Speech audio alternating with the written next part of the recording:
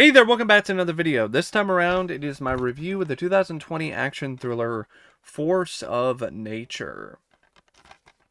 Now, before I get around to sharing more of my thoughts on this film, I want to give a special shout out to Walter for requesting this review. If there is another film, TV show, or topic that you would like to see me discuss in the future, feel free to donate to my PayPal. The link will be in the video description down below. Now, Force of Nature is one of those films that actually has been on my radar ever since it came out, mainly due to the premise. It's a heist film that takes place in the middle of a hurricane.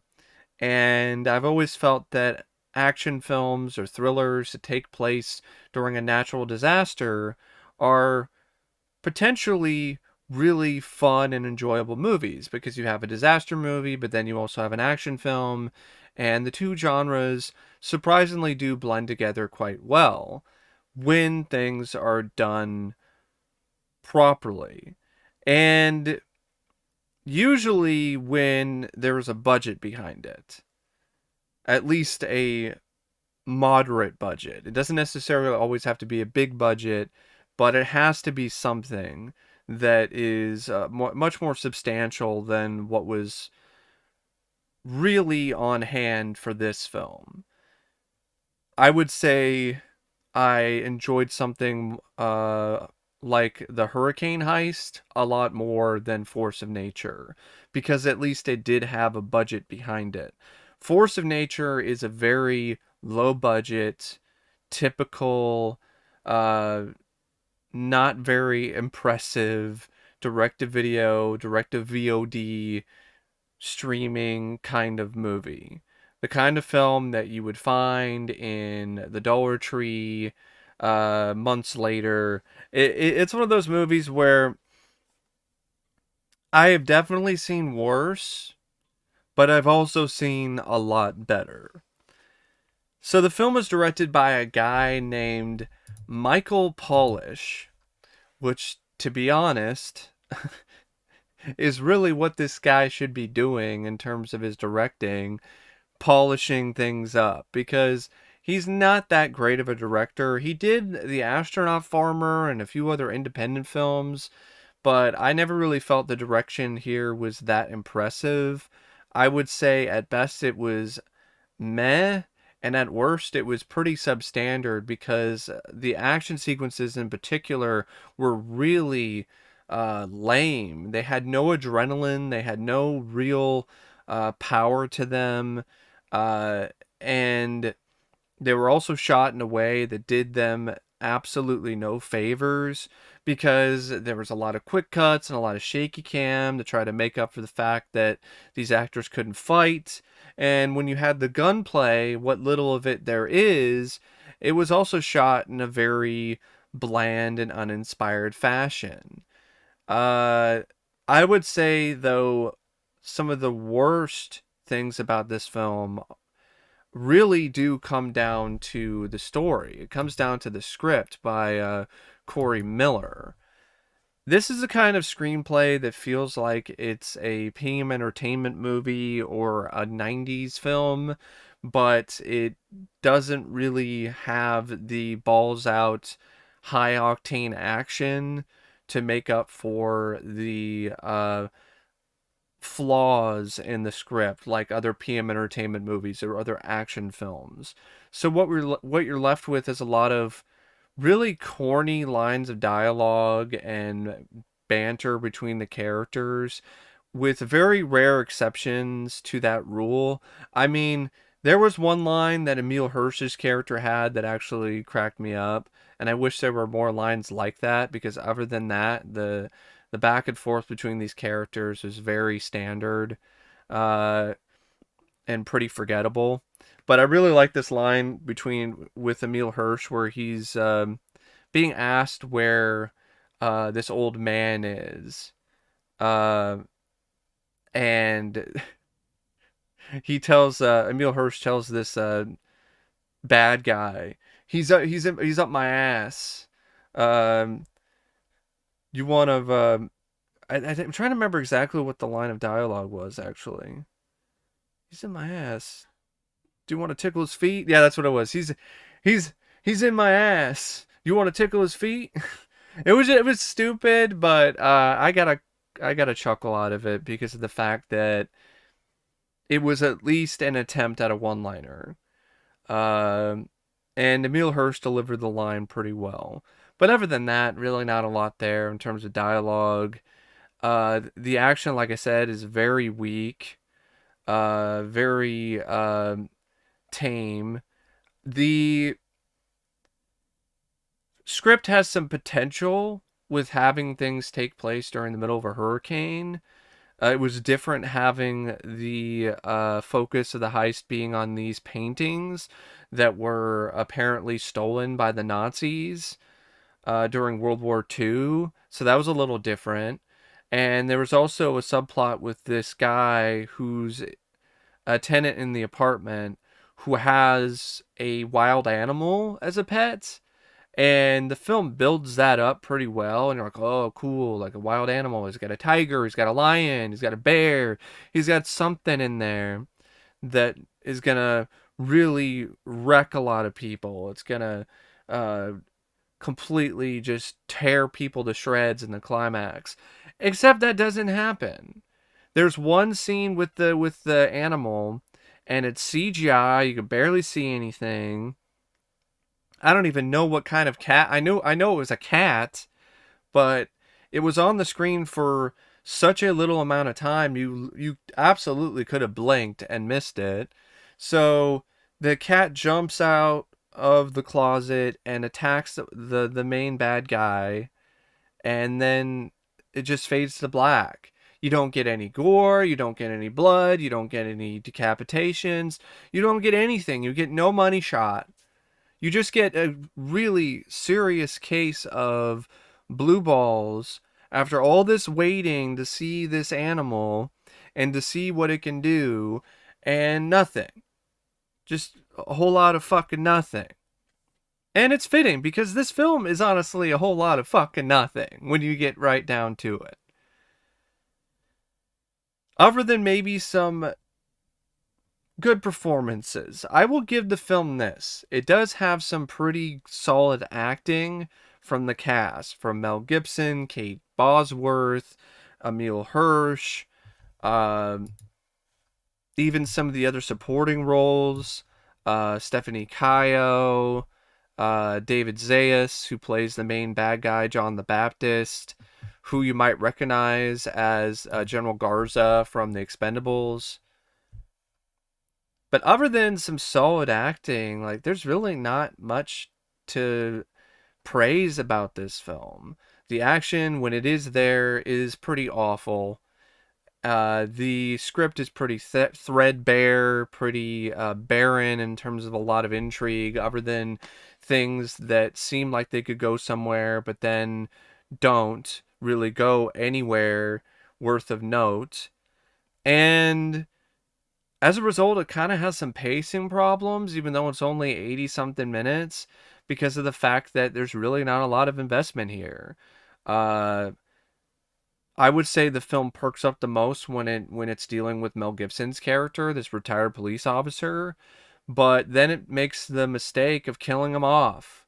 So then you're left with the other characters who are nowhere near as fun or captivating, and then it becomes honestly pretty boring and dull. So I really do feel it was a mistake to kill off Mel Gibson's character. I know that he was sick, but they could have had something where he eventually did go to the hospital and made a recovery or something in the end. You didn't need to kill him off.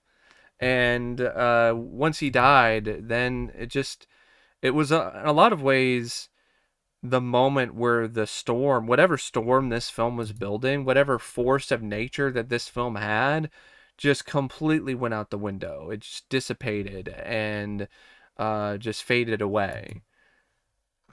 Because Emile Hirsch just didn't cut it as a lead. He came across as a cross between Edward Furlong and Christian Slater. And he didn't really have any of the same charisma as either of those two. So it was this really weird half breed of those two personalities in those two performers.